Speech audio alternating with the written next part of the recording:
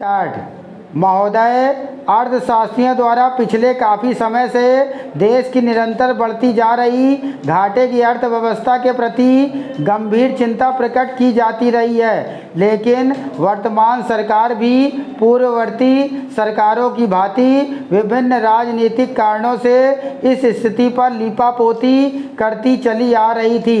अब जब सरकार को यह चिंताजनक स्थिति सभी सीमाओं को पार करती हुई दिखाई देने लगी तो उसे व्यवस्था में इस पर अंकुश लगाने के लिए कुछ अलोकप्रिय कदम उठाने पड़े हैं। बजटीय घाटे को अगले वर्ष कम करने के लिए उठाए जाने वाले कदमों का संकेत देते हुए वित्त मंत्री ने गत 23 जनवरी को आयोजित सर्वदलीय बैठक में कहा था कि इस बार हमने एक कड़ा बजट तैयार किया है, क्योंकि उदारता अपनाकर वर्तमान वित्तीय संकट पर काबू नहीं पाया जा सकता।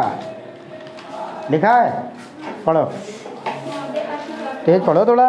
महोदय, अर्थशास्त्रियों द्वारा पिछले काफी समय से देश की निरंतर बढ़ती जा रही घाटे की अर्थव्यवस्था के प्रति गंभीर चिंता प्रकट की जाती रही है, लेकिन वर्तमान सरकार भी पूर्ववर्ती सरकार की भांति भी विभिन्न राजनीतिक कारणों से स्थिति पर लीपापोती करती चली आ रही थी। अब जब सरकार को यह चिंताजनक स्थिति सभी सीमाओं को पार करती दिखाई देने लगी तो उसे व्यवस्था में इस पर अंकुश लगाने के लिए कुछ अलोकप्रिय कदम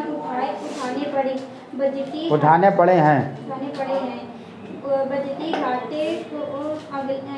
घाटों को अगले वर्ष कम करने के लिए उठाए जाने वाले कदमों का संकेत देते हुए वित्त मंत्री ने गत 23 जनवरी को आयोजित सर्वदलीय बैठक में कहा था कि इस बार एक कड़ा बजट तैयार किया। इस बार हमने एक कड़ा बजट तैयार किया है, क्योंकि उदारता अपनाकर वर्तमान वित्तीय संकट का काबू नहीं पाया जा सकता।